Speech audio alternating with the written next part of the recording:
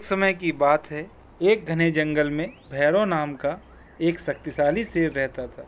भैरव जंगल का राजा था और सभी जानवर उससे डरते थे। वह रोज शिकार करता था, न सिर्फ अपनी भूख मिटाने के लिए बल्कि मजे के लिए भी। सभी जानवर भय के साए में जी रहे थे। एक दिन सभी जानवर इकट्ठा हुए और अपनी समस्या पर चर्चा करने लगे। एक बुद्धिमान बूढ़े हिरण ने सुझाव दिया, अगर हम शेर को रोज एक एक जानवर खुद भेजेंगे तो वह हमें यूं ही मारकर नहीं खाएगा। इस तरह हम कई जानवरों की जान बचा सकते हैं।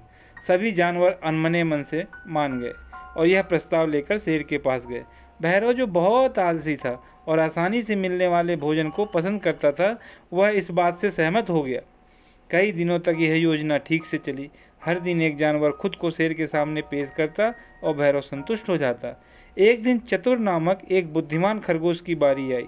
चतुर छोटा था और जानता था इतने बड़े शेर के लिए उसे खाना बेकार है।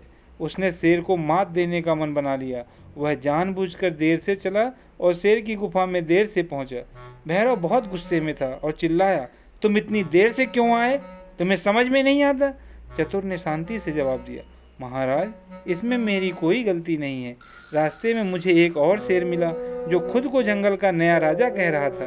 उसने मुझे खाने की कोशिश की, लेकिन मैं किसी तरह से भागकर आपको बताने के लिए आया हूँ। यह सुनकर भैरव आग बबूला हो गया और बोला, मुझे उस शेर के पास ले चलो, मैं उसे दिखा दूंगा कि असली राजा कौन है।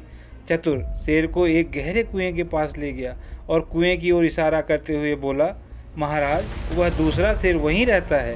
भैरव ने कुएं में झांक कर देखा तो उसे अपनी ही परछाई दिखी, लेकिन वह गुस्से में उसे दूसरा शेर समझ बैठा। गुस्से में भैरव ने कुएं में छलांग लगा दी और डूबकर मर गया। चतुर सभी जानवरों के पास लौटा और उन्हें शेर के अंत के बारे में बताया। पूरे जंगल में खुशी फैल गई और सभी जानवरों ने चैन की सांस ली। सीख: बुद्धिमानी और चतुराई से बलवान को भी हराया जा सकता है।